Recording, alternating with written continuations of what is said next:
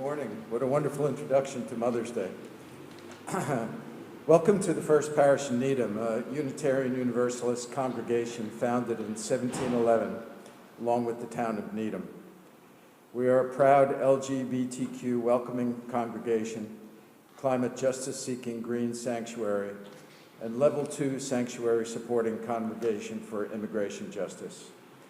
Whoever you are, whatever your background, and wherever you're participating from, you're welcome here.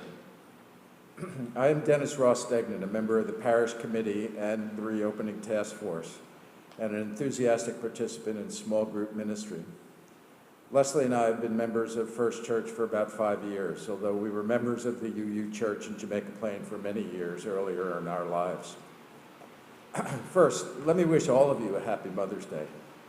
While only some of us have experienced the challenges and the joys of motherhood, we have all been blessed with mothers and understand their importance in our lives. This day is set aside to celebrate all who have participated in this miraculous chain of human life. We thank you. As you have seen in this week's bell notes and in the letters all members have received, the Parish Committee has issued the warrant for the annual congregational meeting to be held next Sunday, May 15th. Although scheduled for 12 p.m., the meeting will actually begin at 12:30 to allow members a little time after the service. We encourage all members to attend either in person or online.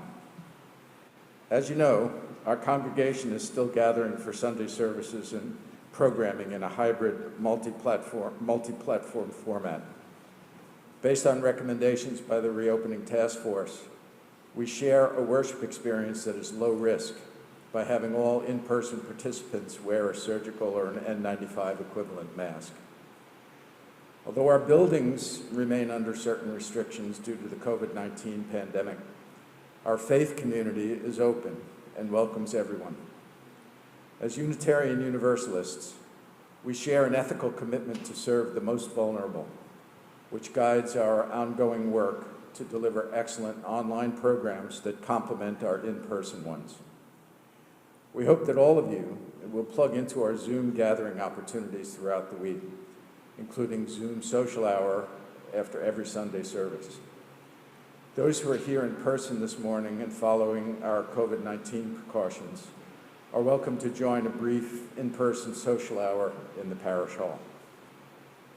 You can learn more about all that's happening at First Parish by going to our website, uuneedham.org, or by following us on Facebook, Instagram, and YouTube. To get Zoom links and learn about outdoor and hybrid religious exploration, please sign up for our weekly email newsletter by going to our website and clicking Get Involved Newsletter, or sending your request to office@uuneedham.org. Our sincere hope is that our online and hybrid services and our expanding in-person gatherings will keep us all safe while allowing the spiritual, emotional, and social closeness that we treasure in our faith community. If you're watching this service online, please take a moment now to say hello and introduce yourself in the chat box. Welcome again to everyone. Good morning. Happy Mother's Day, and hope to see you all at the annual congregational meeting next week.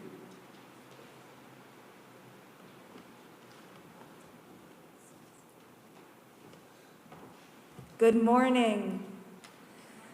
As we light our chalice, symbol of our UU faith, we read words from non-binary Euro-American UU minister, Reverend Elizabeth Mount. This is their opening, called The Right to Choose. You're also welcome to light a chalice in your homes. To begin, to start, to create, to undertake, to grow, to promise, to increase, to generate. All these are our birthright. As we are created, so may we create. The ability and the choice to create is sacred. To withdraw that chance from any person without their permission would be a violent act, the cutting off of life itself. And yet, as precious is the right to simply not, to end, to terminate, to stop, to discontinue, to rest, to hibernate, to impede, to prevent. These too are our birthright. For without consent, our ability to create becomes not a blessing, but a burden and an imposition. Without a space for no, there can be no trustworthy yes. Today we come to this holy place and time, ready to invoke the divine, to make space for the sacred, to co-create community once again. This too is a choice. You cannot, you may not be coerced into relationship with the holy or with one another. I invite you. I ask you to join us. I respect it if you will not, today or ever. More sacred than any other individual need is choice. The right to know oneself, the right to know what you are ready for, what you need, to stretch when you can, to pause when you will, to know your body, your mind, your spirit better than anyone else, and ultimately to be trusted with the responsibility of your own living. Here ends our reading. Please rise in body or in spirit and join in singing our opening hymn this morning, Blessed Spirit of My Life. The lyrics are in your orders of service or number 86 in your gray hymnals.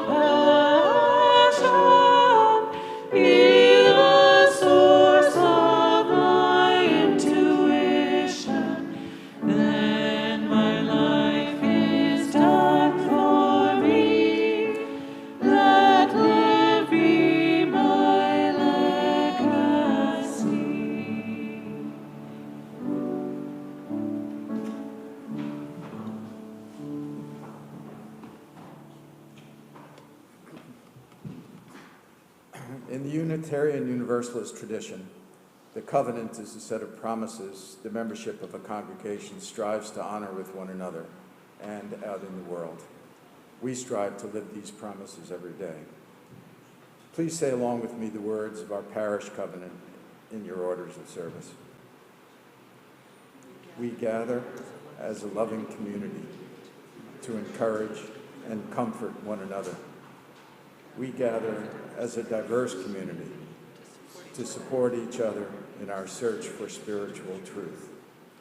We gather as a service community to live our beliefs through action and care for our world.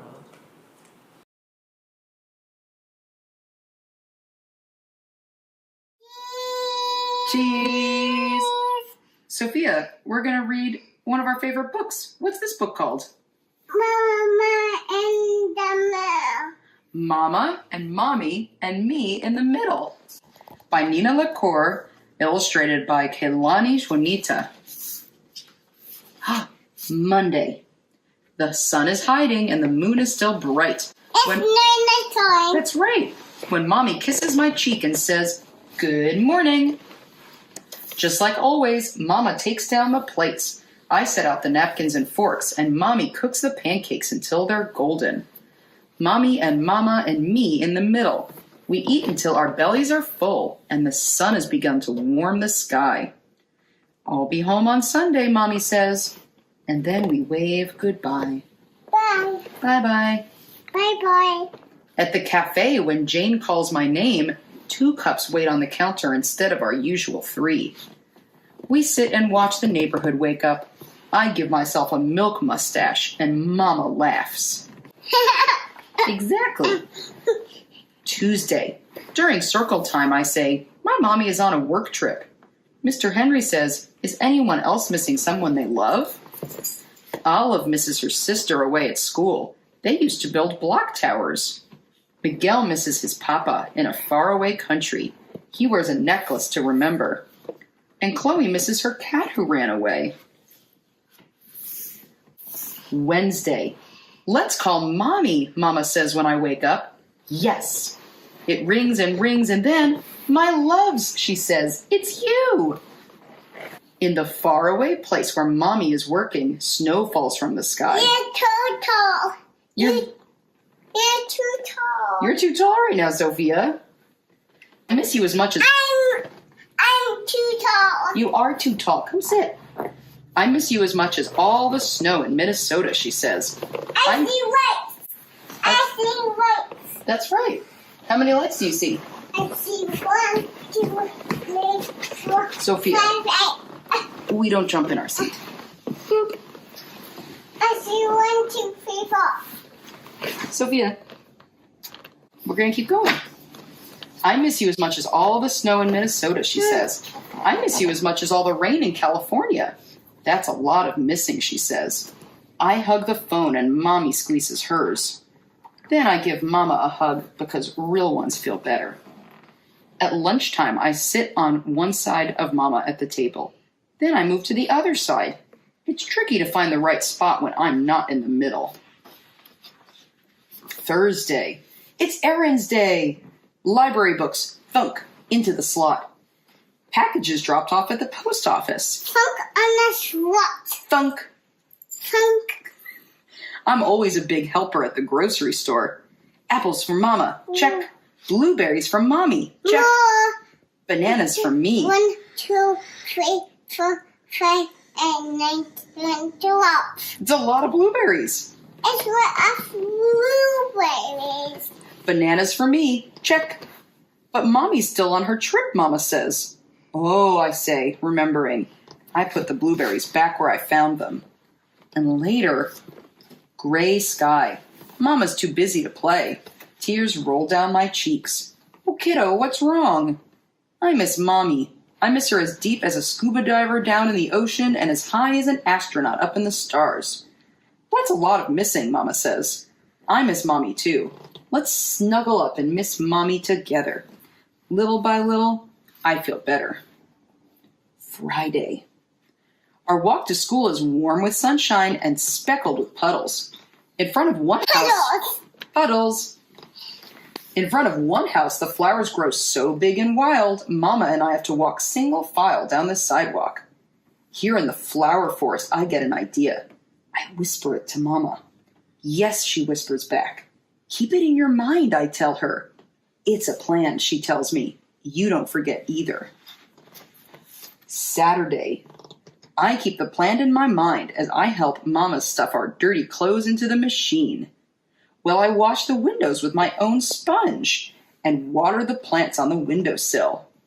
While we color a welcome home banner for Mommy and I build a city for my hedgehogs and pandas. And Mommy blows me a kiss from the phone and says, I'll see you tomorrow, Sunday. A pair of scissors, a piece of string, a jar of water, and off we go to the flower forest. We snip lilies for Monday, the day Mommy left, a poppy for Tuesday, and yarrow for Wednesday, ferns for Thursday, and foxgloves for Friday, an aster for Saturday, and a violet for today, Sunday, the day Mommy comes home. Banana, go to the There's your banana. The rain is gone and Mommy is coming home. The puddles have dried up and Mommy is coming home. The birds sing and Mommy is home. But then I remember 2 cups instead of 3, gray skies and tears, and a carton of blueberries placed back on the shelf. 1 whole week of missing. I cover my cheek with my hand. This isn't a day for kisses, I tell her. I understand, Mommy says, but I want you to know I missed you as deep as a scuba diver down in the ocean and as high as an astronaut up in the sky. That's a lot of missing. This time when she opens her arms, I snuggle in, and Mama does too. It feels just right. Mama. Yeah? Hi. Hi. Mama and Mommy and me in the middle.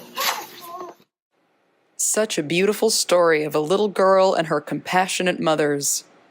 Mother's Day can be a holiday of great joy and appreciation, but also a complicated one, when these emotions are mixed with grief and regret, or when we find ourselves overwhelmed with absence and anger, especially in the wake of the leaked Supreme Court opinion.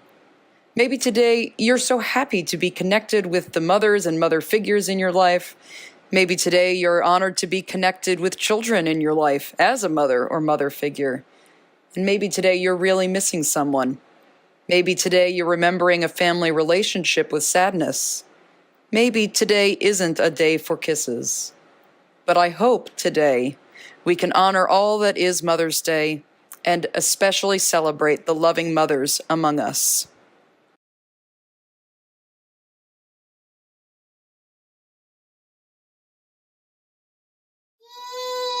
Cheese.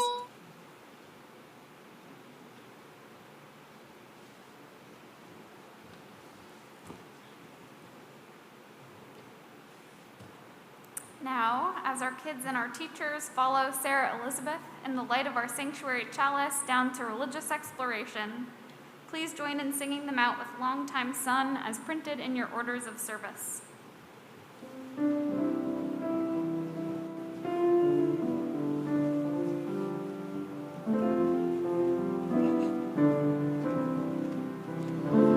May the long-time sun shine upon you, all surround you, and the pure life within you, guide your way on.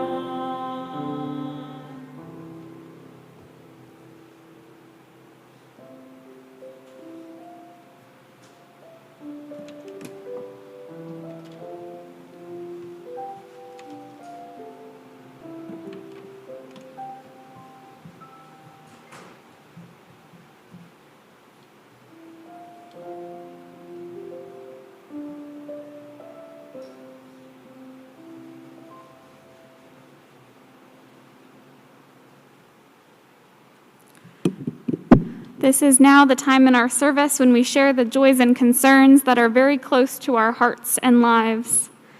I am still receiving pre-submitted candles at internminister@uuneedham.org by the Thursday before the service at midnight.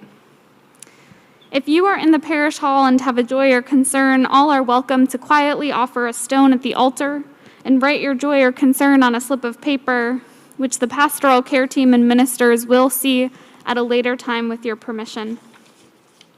If you're watching on Zoom or YouTube, you may type your candle into the chat box to be held by the community watching the service with you.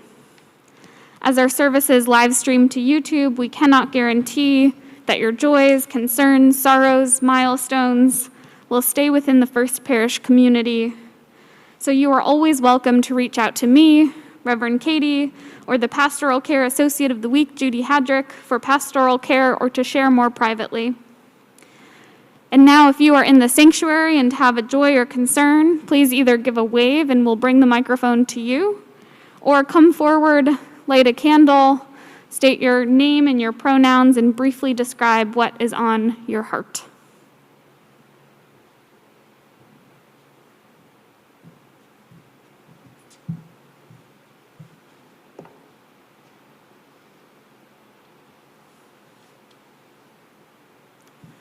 Good morning. My name is Tom Gaiman, and I have a candle of concern for our dog Mitch, who is very ill right now, and my sister, who is also very ill in hospital in Portland.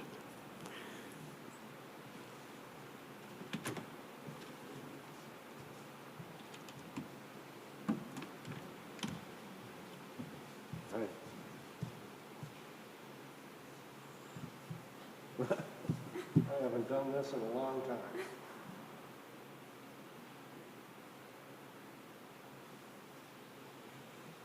My name is Jim Long. I have two joyous things to share. One is that last night, for the first time in 2 years and 2 months, I think Jim Sargent said, we had a coffee house with, I would say, about 70 people or so. And it was so fabulous to see. Everybody came out. They were all compliant about masks and vaxxing and everything, and it was terrific. The other one is, I put this in a card a while back. I'm not sure if it made it into the bell notes, but a couple of weeks ago, Buffy Duhigg told me that my wife Laura Long's name was up on the memorial window. So she's now looking over our beautiful garden.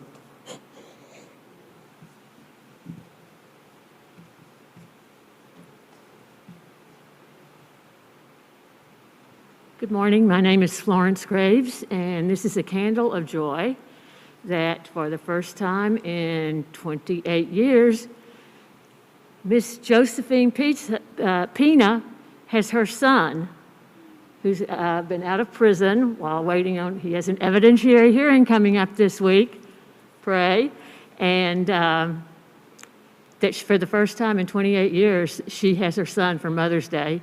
She calls him my baby. And so Steve is also being represented by the Mother's Day group, the Mother's Day March people. So he has services that are being provided by them. So I'm grateful for that as well.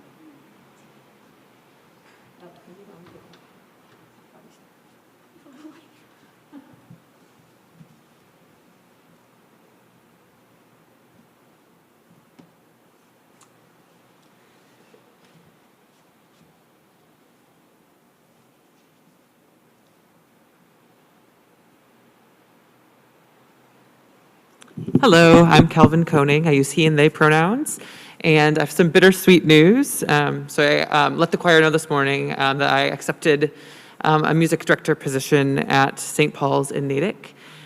So I will be working with you all through June, and I just want to say thank you for welcoming me into your community, and it's been a joy and a pleasure to be with you all. And I will miss you, and I'm sure I'll make some guest appearance once in a while too, since Laura and I are such good friends too. So. It won't be the last you'll see of me, so but thank you so much. Yeah.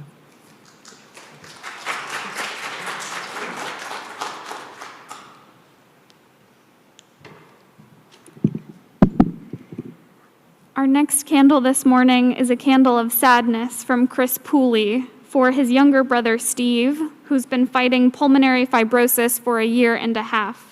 Steve is in his end-of-life journey as he now carries an oxygen tank and has started hospice care.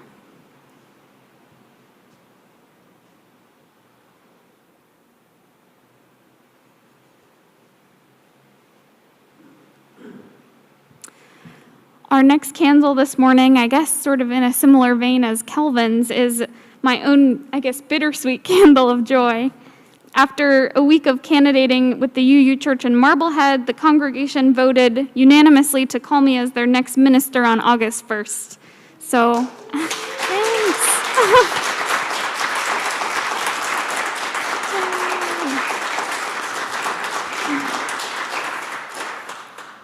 So I will miss you all at First Parish so much, but I'm looking forward to this next part of my ministry journey.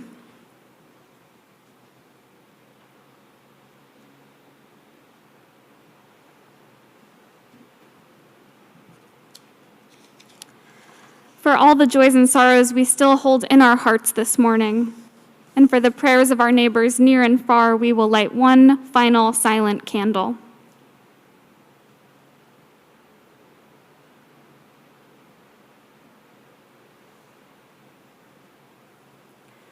May the peace in this sanctuary be felt too in each of your homes as we remember that even if worshiping in different times and places, we are still deeply connected. Amen. Will you all join me in the spirit of prayer and meditation? This morning, before we say our prayer in honor of Mother's Day, we take a brief moment of silent reflection, remembering the now 1 million lives lost in the United States to the COVID-19 pandemic, recognizing that so many deaths were preventable and that disproportionate effects were felt at the margins of race, class, and disability status. We join together in our grief as we take a quiet moment.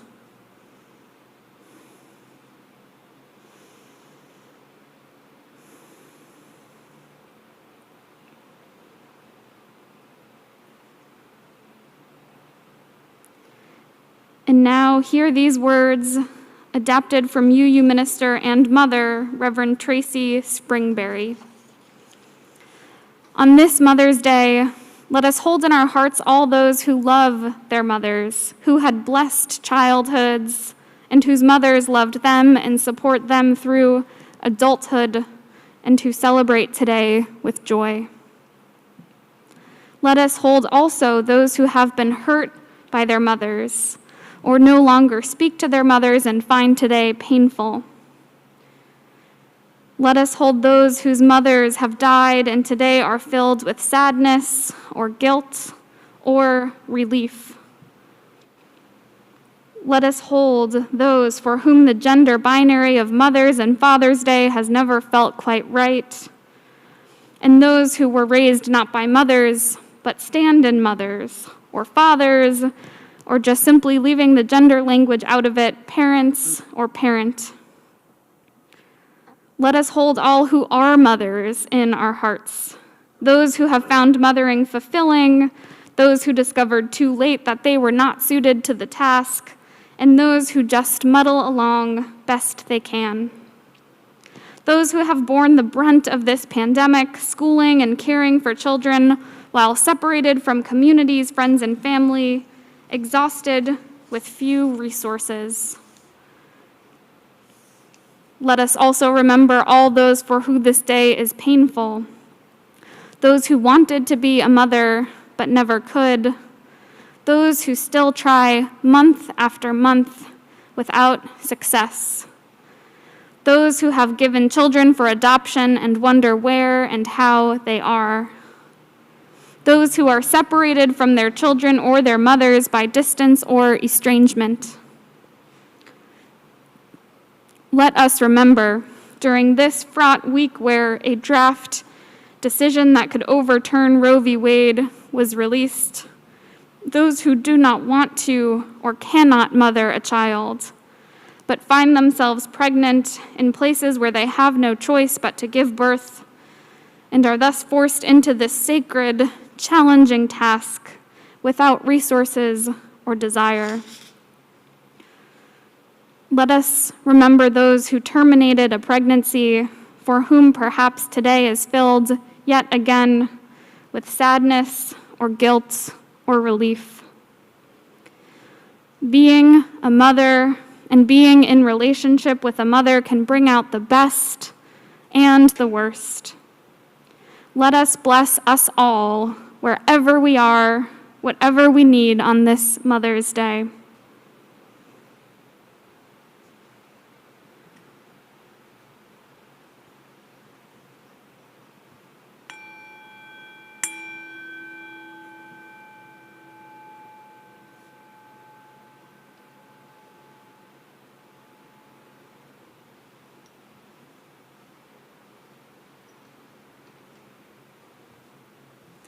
Amen. Please remain seated and join in singing our meditative response this morning, Circle Round for Freedom. The lyrics are in your order of service and number 155 in your gray hymnals.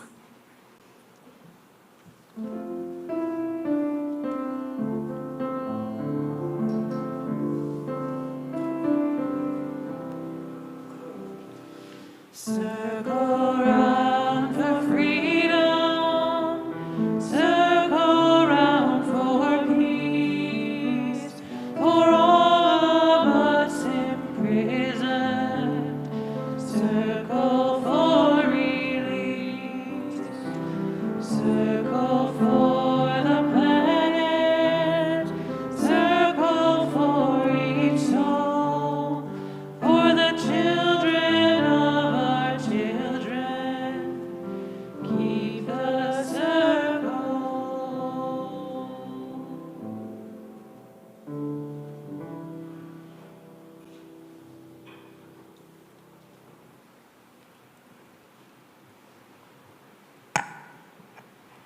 This congregation has been supported by the volunteered time and treasure of its members and friends since its founding in 1711.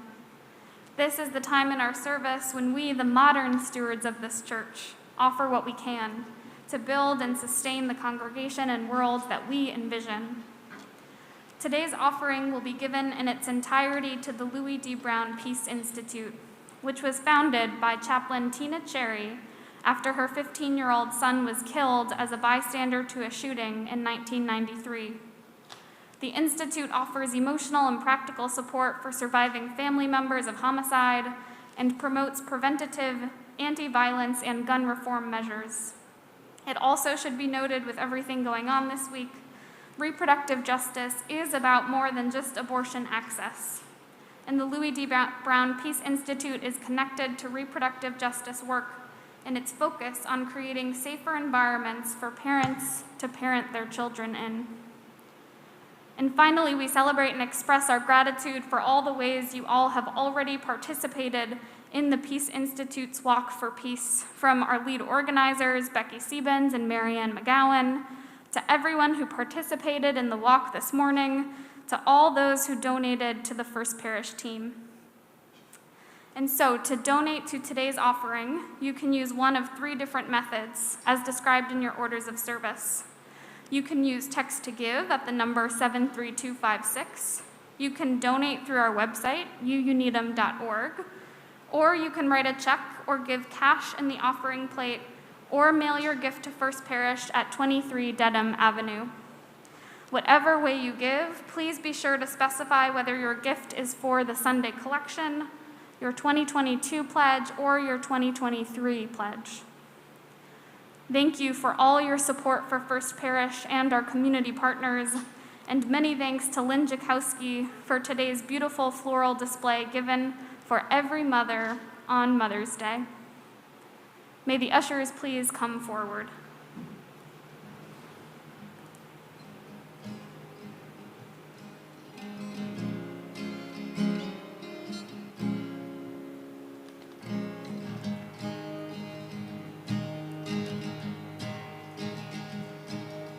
Welcome to the end of being alone inside your mind. You're tethered to another and you're worried all the time. You always knew the melody, but you never heard it rhyme.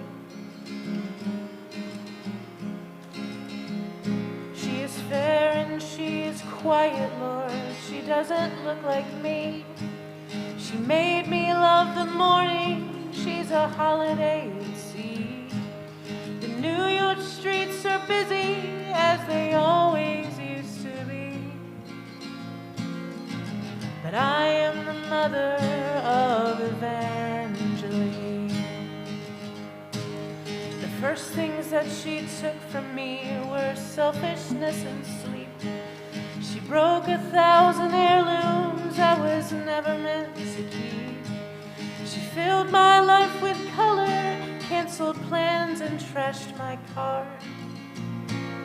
But none of that is ever who we are. Outside of my windows are the mountains and the snow. I hold you while you're sleeping and I wish that I could go. All my rowdy friends are out accomplishing their dreams. But I am the mother of Evangeline. They've still got their morning paper and their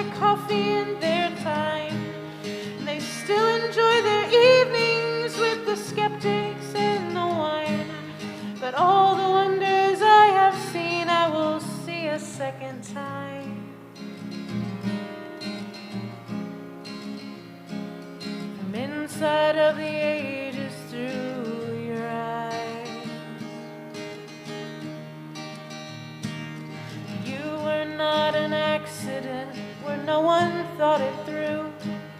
The world that stood against us made us mean to fight for you.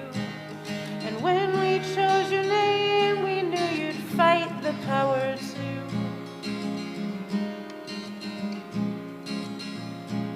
You're nothing short of magical and beautiful to me. I'll never hit the big time without you. So they can keep their treasure and their ties to the machine. 'Cause I am the mother of Evangeline. They can keep their treasure and their ties to the machine.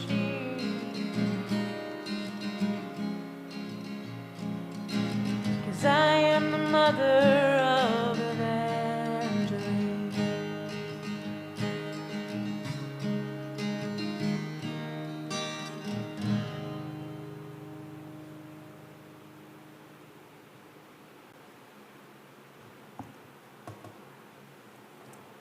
Our reading this morning comes from 19th century Euro-American Unitarian activist Julia Ward Howe. The Mother's Day proclamation, which we're about to hear from our gray hymnal, was part of Howe's efforts in the late 1800s to establish a permanent Mother's Day holiday that would be celebrated along with efforts for peace. We thank lay leaders and staff from the Unitarian Society in East Brunswick, New Jersey, for this version of the Mother's Day proclamation.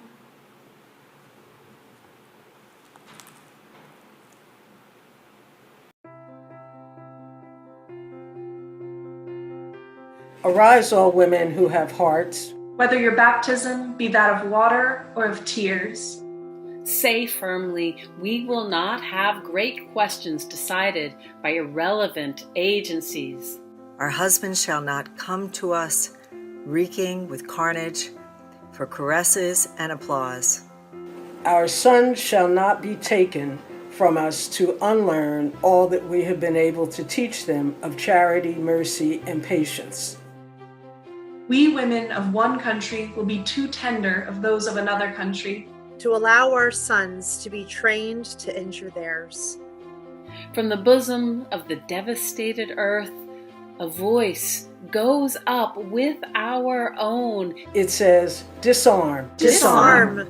The sword is not the balance of justice. Blood does not wipe out dishonor, nor violence indicate possession.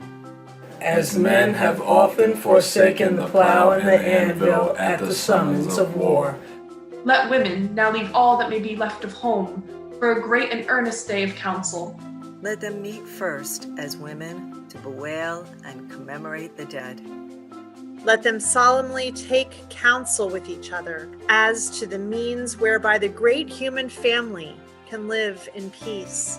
Each learning after their own time the sacred impress, not of Caesar, but of God. In the name of womanhood and of humanity, I earnestly ask that a General Congress of Women without limit of nationality may be appointed and held at some place deemed most convenient and at the earliest period consistent with its objects. To promote the alliance of the different nationalities. The amicable settlements of international questions. The great and general interest of peace. Peace. Peace. Peace. peace.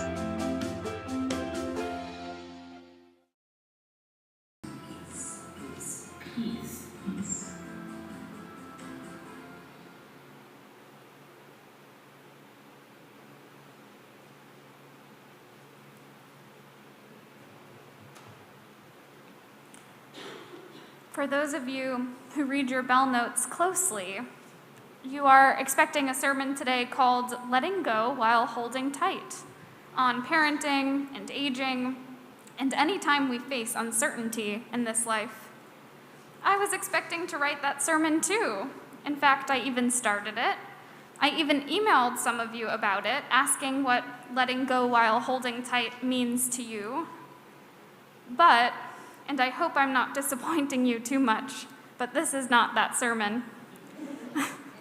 Because this week, the nation read a leaked draft decision by the current Supreme Court of the United States that, though not yet official, would likely overturn the historic Roe v. Wade decision from 1973. So this sermon, and here is an important disclaimer, this sermon will touch on themes of reproductive justice, including as just one part, abortion. If these topics bring anything up for you, please do take care of yourself while you listen, even if that means stepping out of the sanctuary in the middle. So, there was this leaked SCOTUS draft decision, and if the leaked draft on its own was not hairy enough, of course today is also Mother's Day, an already fraught holiday made fraughter by the fact that we're supposed to be celebrating parenthood during a week where the country reels, wondering, for those who can become pregnant, if parenthood could be a thing that might be forced on them before they are ready.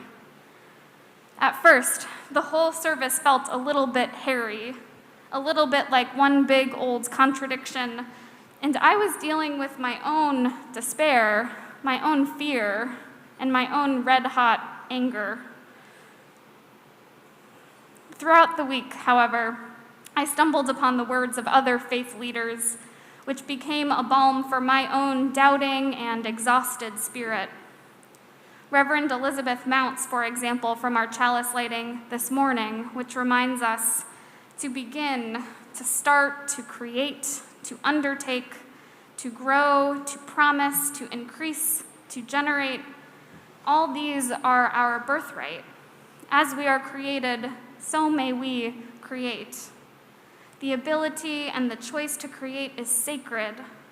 To withdraw that chance from any person without their permission would be a violent act, the cutting off of life itself.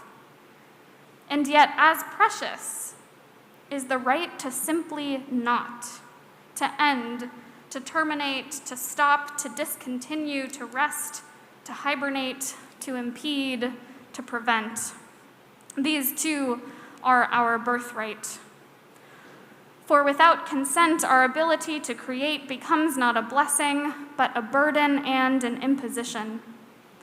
Without space for a no, there can be no trustworthy yes. More sacred than any other individual need is choice.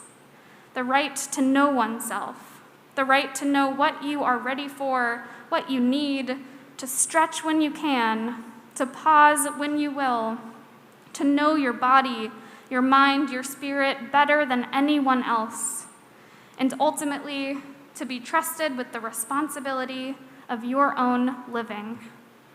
End quote. It's a powerful line. Without space for a no, there can be no trustworthy yes. This holiday is a day to celebrate the yeses, of course, the parents, the grandparents, and their children, but without space for a no, there can be no trustworthy yes. And throughout the week, I was also reminded of that 2015 UUA Statement of Conscience, in which the UUA emphatically took the side of reproductive justice. That very 2015 statement begins, "As Unitarian Universalists, we embrace the reproductive justice framework, which espouses the human right to have children, to not have children, to parent the children one has in healthy environments, to safeguard bodily autonomy, and to express one's sexuality freely." The reproductive justice movement was founded at a time when the unique range of issues faced by women of color were not addressed by the predominantly white middle-class women's rights and reproductive rights movements, nor the predominantly male civil rights movement. Those issues have included forced sterilization, forced contraception, and higher rates of removal of children from their families due to accusations of abuse or neglect. These issues, coupled with systemic racism, have frequently made parenting or co-parenting more difficult due to many factors. including but not limited to discriminatory and unequal implementation of laws and incarceration rates, prohibitions imposed on people after incarceration, unjust immigration policies, and economic insecurity." End quote. Many have written throughout the week that if the draft Dobbs decision becomes final, that new abortion and contraceptive laws throughout the nation would affect people who can become pregnant at the margins of race and class disproportionately, as reproductive justice advocates have long known. Jewish American Supreme Court Justice of blessed memory Ruth Bader Ginsburg said it best, and I'll retain her original gendered language here. "The decision whether or not to bear a child is central to a woman's life, to her well-being and her dignity. It is a decision she must make for herself. When the government controls that decision for her, she is being treated as less than a fully adult human responsible for her own choices." End quote. And so when gender coincides with other marginalized identities, you can begin to see how dispossessing and oppressive it is to take away that choice. What's more, it's also, I believe, no coincidence that this mounting threat against access to reproductive health care has been coincident with a rise in inhumane restrictions on gender-affirming health care as well. Many worry about what this Supreme Court will decide on cases in the future around same-sex marriage, LGBTQ justice, and gender-affirming health care. So now that we're on the same page about the background, the stakes, and the UUA's positioning, we return to that question, that contradiction that we named right at the beginning.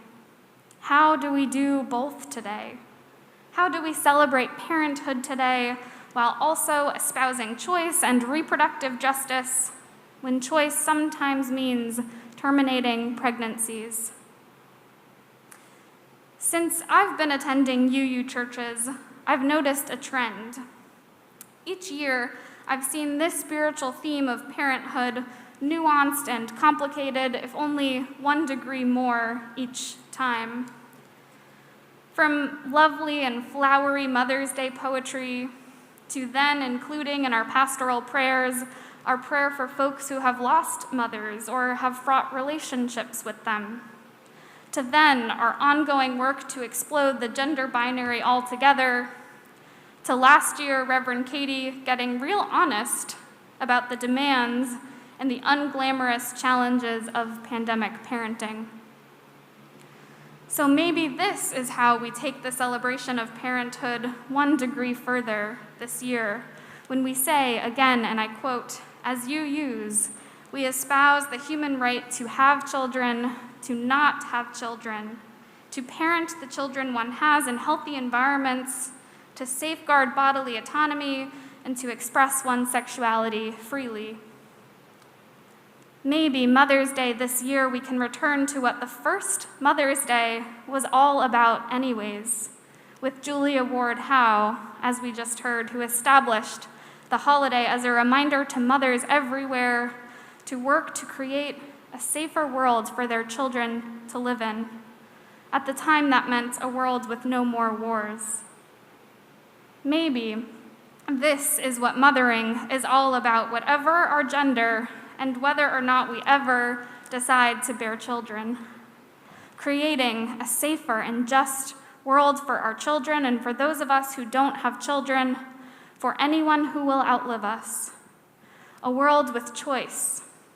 A world where we all have autonomy over our bodies and reproductive destinies, especially those who have been denied that autonomy for too long. A world where death and injury is avoided for people who can become pregnant. A world where, like the Louis D. Brown Peace Institute envisions, the neighborhoods that children are raised in experience less violence and know less trauma. Euro-American UU minister Reverend Jen Grayson wrote this week on the news of their plan to overturn Roe v. Wade, "How can you look at your precious child and be in favor of abortion? I find the question echoed across social media, in personal conversations, and unspoken in other relationships. It divides our country, pro-choice and anti-choice, pro-life and killers. It feels impossible to speak to one another. On the eve of the likely dissolution of Roe v. Wade, part of the country celebrates, part mourns. That question echoes again. You have a baby. How can you want others to kill theirs? I understand the question, to be honest. I get the idea of life always being worthy of celebration.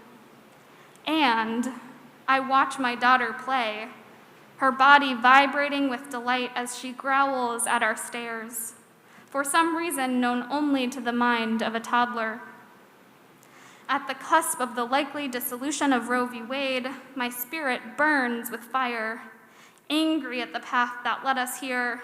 It has felt so impossible to stop the step-by-step progression, and so my anger is expected, unsurprised, but no less an inferno. For my daughter, whose bright eyes declare a future fire of her own, she must have a choice. I will not allow the government to decide, to punish, to force, to take away her choice. For my daughter, I am far too pro-life to be anything but pro-choice." End quote. As we have heard, the leaked decision is just a draft decision. As of yet, no laws in any state outlining the rights and protections of pregnant people have been changed. And yet, this moment can feel despairing. No better than just a waiting game, particularly, I imagine, for those of you who already fought this fight through your advocacy for greater access to reproductive health care 50 years ago. But I am reminded of a worship service from January of 2021 that was here, based on Euro-American Quaker activist and author Parker Palmer's book, Healing the Heart of Democracy, wherein he posited that the great political divide of our time was not between the right and the left, but between people who feel that they as individuals are powerless politically and people who trust otherwise. I do not know what the next 2 or 6 months will look like, but I know that I and Reverend Katie and our colleagues and our staff team and so many of you tireless lay leaders will not rest until people who can become pregnant, no matter their race, sexual orientation, gender, the state that they live in, or how much money they have access to the reproductive health care that they need in order to live in life-giving, autonomous, and dignified ways. The UUA and Side with Love recently released a list of actions that you can take now to join this fight. I will read them here briefly and also post them in next week's Bell Notes. They write, you can join their upcoming political education event, Heart to Heart, Abortion Conversations and Action for a Post-Roe World, on Tuesday, May 17th at 8 p.m. Eastern. You can support local organizing for abortion access and reproductive justice, form a congregational team, educate yourselves, join with other progressive people of faith, follow the lead of your local reproductive justice organization. You can donate to your local abortion fund to ensure that everyone who needs an abortion can afford one. You can get involved with Sacred, the spiritual alliance of communities for reproductive dignity, which is building a multiracial, multi-faith movement of congregations across the country. You can get involved with the work of the Liberate Abortion Coalition and consider participating in the upcoming Abortion Crisis Caravan this June. I am so proud to be a part of a faith community who has already shown up in advocacy and witness, like on Tuesday when many of you gathered right out on our front lawn for a vigil for abortion access and reproductive justice. Maybe this is what mothering is all about, whatever our gender and whether or not we ever decide to bear children. Creating a safer and just world for our children and for those of us who do not have children, for anyone who will outlive us. A world with choice. A world where we all have autonomy over our bodies and reproductive destinies, especially those who have been denied that autonomy for too long. A world where death and injury is avoided for people who can become pregnant. A world where, like the Louis D. Brown Peace Institute envisions, the neighborhoods that children are raised in experience less violence and no less trauma. May this all be so. May we help to make it so. Blessed be, and onward.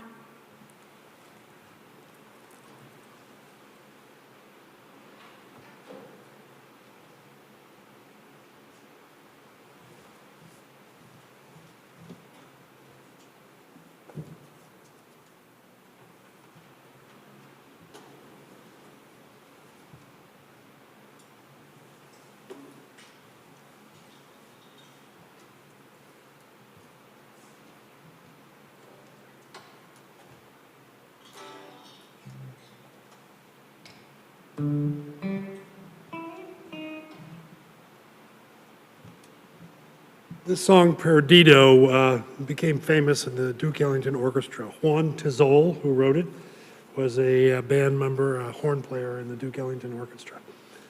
So Perdido, which means in Spanish, lost.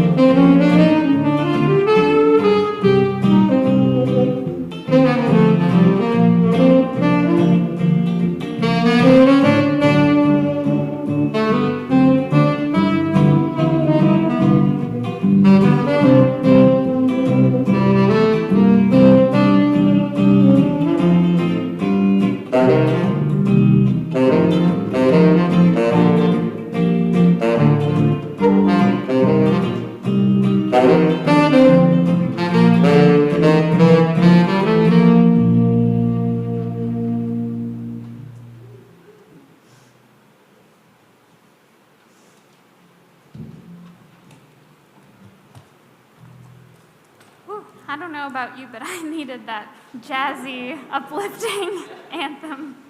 Thank you, First Parish players. As we near the close of our service, remember that all are invited to our social hour in the parish hall and on Zoom. Please remember to keep your mask on over your nose and mouth at all times while at social hour. Keep a careful eye out for emails from First Parish and follow us on social media so you can keep up with opportunities for connection for all ages and with updates on our reopening and COVID-19 precautions. You can sign up for our weekly email, The Bell Notes, by clicking on Subscribe to Newsletter on our website, uuneedham.org. Coming up this week at First Parish, the Grief and Loss Support Group meets right after church today at 12:30 on Zoom. Also, consider joining us Wednesday as we ring our Paul Revere bell at 11 a.m. on the 11th of the month to signal that we are in the 11th hour of the climate emergency. You can also connect with First Parishioners throughout the week at Writing Escapes, Vespers, Meditation, Creative Escapes, or the weekly vigil for the climate on the town common. A quick note to encourage folks to check out their bell notes for more information on how to order a garden bed from the Resiliency Gardens group for this year's growing season, which starts now, and for how to order Never Been Caught from Frugal Bookstore or another local indie bookstore for the May 22nd DEI book discussion. And as mentioned in the welcome, please do join for the annual meeting next Sunday after church, in person or online. We'll have a brief outdoor social hour between church and the annual meeting. Therefore, although the warrant said the meeting will be at noon, we'll start at 12:30 to give folks time to have lunch in between. Make sure to find the 8th principle insert in your latest edition of the Bell Notes, which should be read in advance of the meeting, as we will be voting on the 8th principle at the annual meeting among our other business items. And finally, the Dorfer-Mullen family invites First Parish friends to Gordon Dorfer's memorial service this upcoming Saturday, May 14th at 10 a.m., both in person and online. Please remember, if you fall ill or need any pastoral support, to reach out to Reverend Katie, myself, and the pastoral care and caring crew teams via phone or email, and to reach out to our parish administrator, Susanna Whitman, if you have trouble signing up for the Bell Notes or logging into Realm, the online directory. And now, we always extinguish our chalice with words promising to carry its flame in our hearts until we are together again, no matter how long it is, until we are all together again. Please join me from home or here in the building in saying those words written by UU Minister Reverend Elizabeth Selly Jones. We extinguish this flame, but not the light of truth, the warmth of community, nor the fire of commitment. These we carry in our hearts until we are together again. Please now rise in body or spirit and join in singing our closing hymn this morning, Answering the Call of Love, inspired by a denominational marriage equality statement. The lyrics are in your orders of service and number 1014 in the Teal hymn books.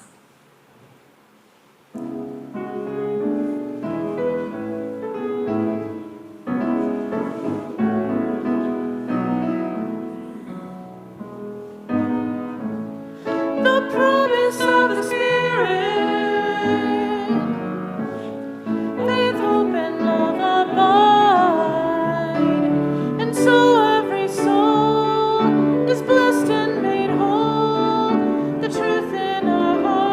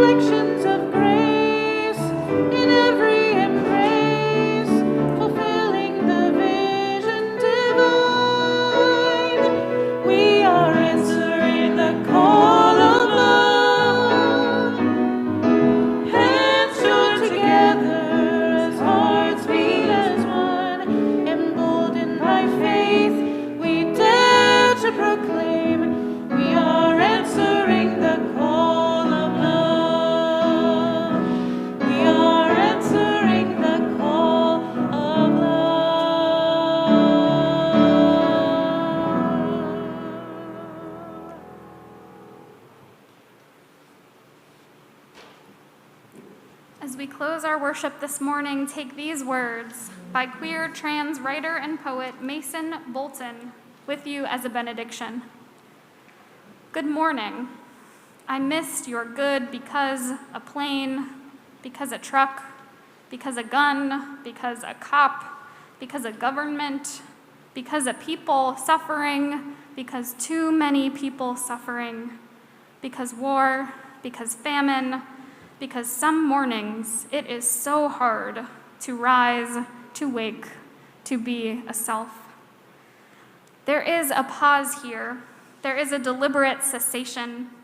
I want a cessation to the noise in my head, to the ache in the collective heart of this world. When I was young, this seemed possible. When I was young, how hope seemed to spring eternal. I want to write about butterflies, about the cracked edges of tree bark pressing like a holy mother into palms. I want to write about the joy of children's cries, about birth, about the arch of your smile.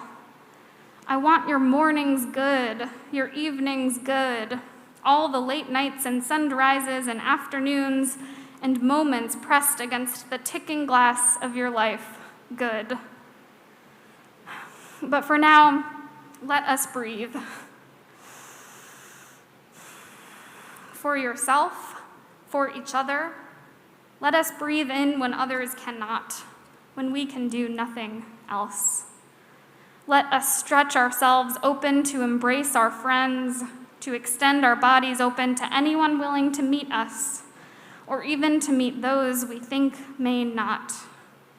Let us hold each other in this moment.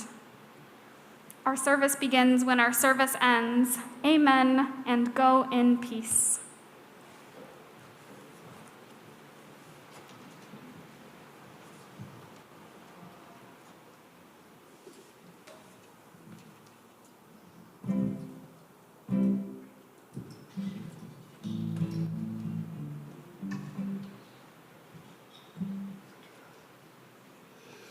Sonny Rollins was born in the Virgin Islands, thus the name of this song, St. Thomas. He's 91 years old and still going strong living in New York City.